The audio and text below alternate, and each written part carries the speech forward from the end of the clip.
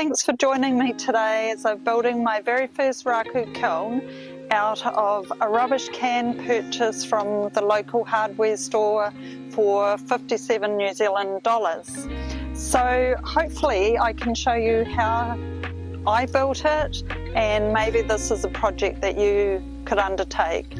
I wanted to build a Raku Kiln so that I could elevate my own small pottery studio here to the next level in an exciting journey of Raku firing.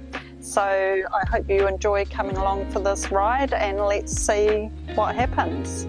So you're going to need to undertake this project with me is you're going to have to get yourself a rubbish can. I purchased this from a local hardware store. It's a 75 litre rubbish can of galvanised steel.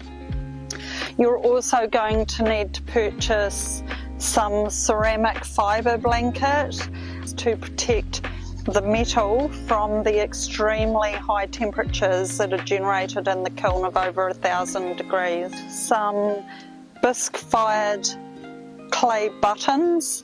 These buttons are just simple little buttons that are used to secure the fibre blanket to the metal of both the inner part of the can and the inside of the lid.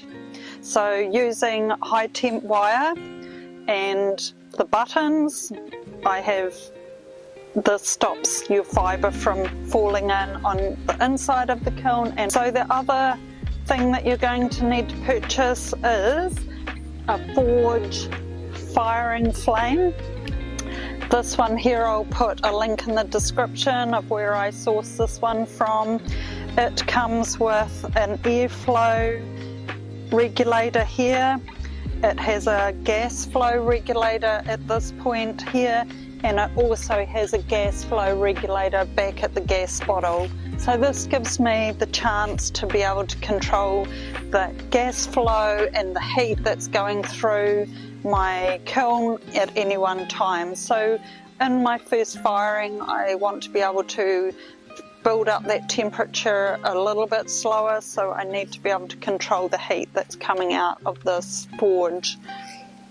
So the tools you're going to need to undertake this project is you're going to need a jigsaw and a good quality jigsaw blade for cutting out the vent, as well as the heat flame vent down the bottom here.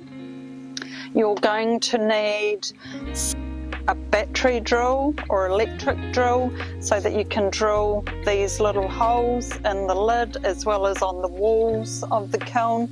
That's to feed the high temp wire through that enables us to secure the buttons. You'll also need some pliers so that we can twist this wire on quite firmly and also clip off the wire ends. I used a box cutting knife, and I also wore a mask and some gloves to protect my skin on my hands, as well as breathing in any of the fibres that might come out of the blanket.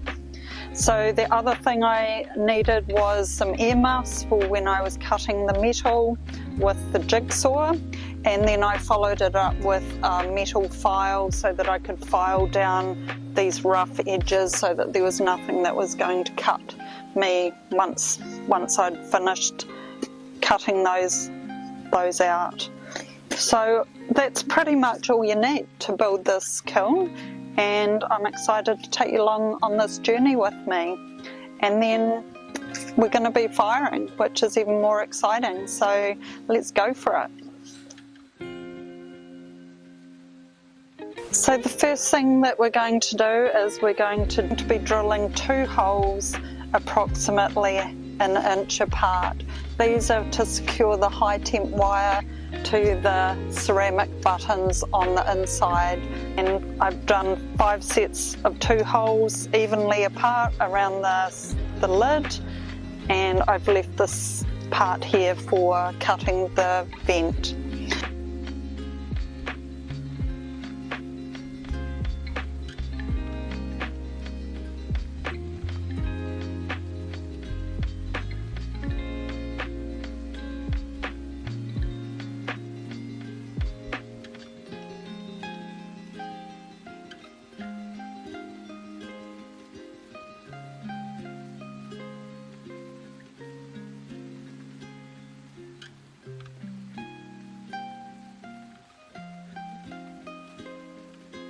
So now you're also going to be drilling 2 sets of holes just below the top of the kiln, and this is to secure the fibre blanket to the inside of the kiln. I didn't need to drill holes any further down because the blanket was held in place.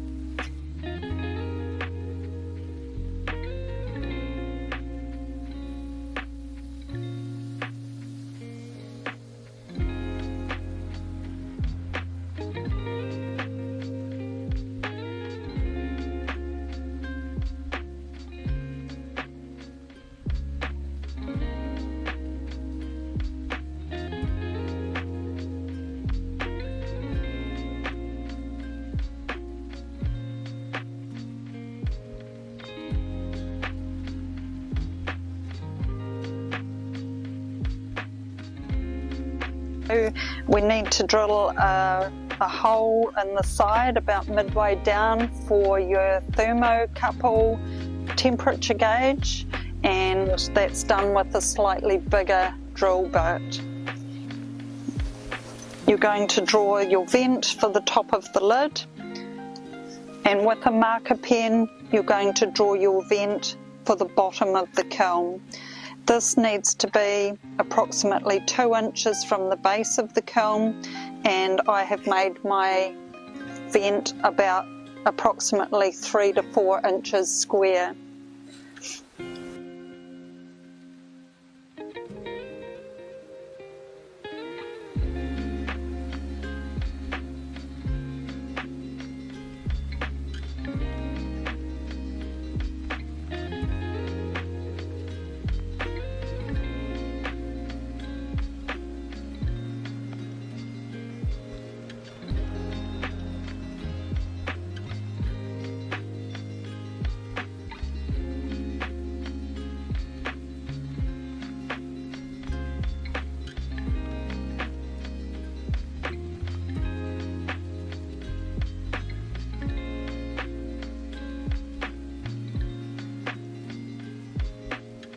You're going to use your jigsaw to cut the holes.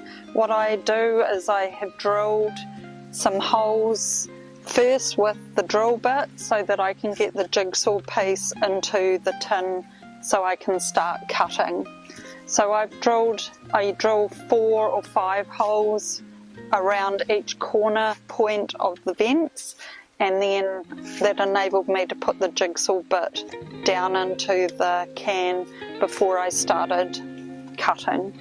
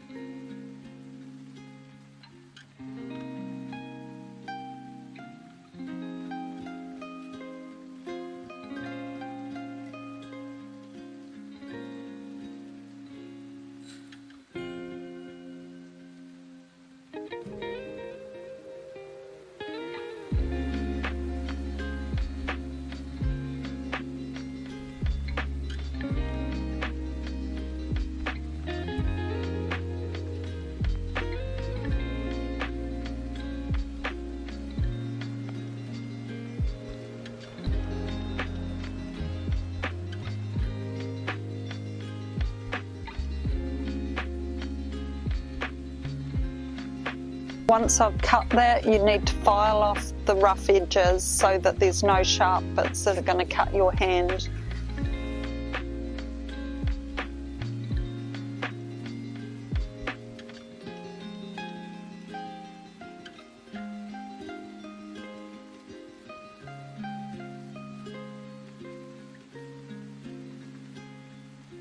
I used 2 bases in the bottom of my kiln so that it would keep as much heat in there as possible.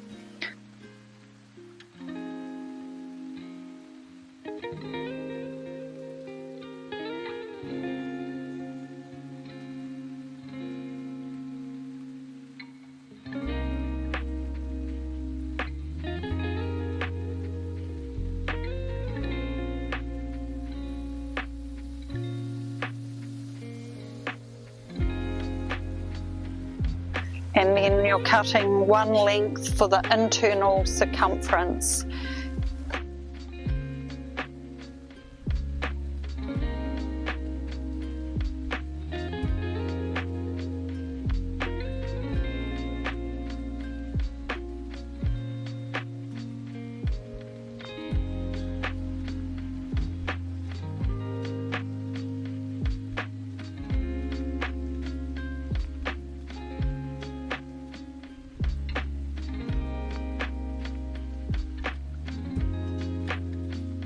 Once you've cut your fibre, ceramic fibre, you can now place it in and feed the high temp wire through from the outside of the kiln through the little buttons, twist the wire with your pliers and then cut off the excess wire.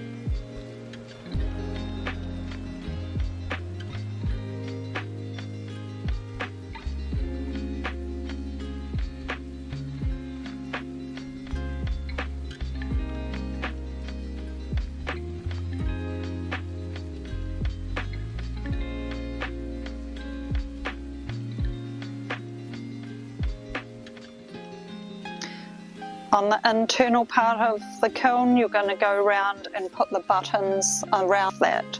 You can then also cut the seam and push it in nice and neat so that there's no exposed parts of the can.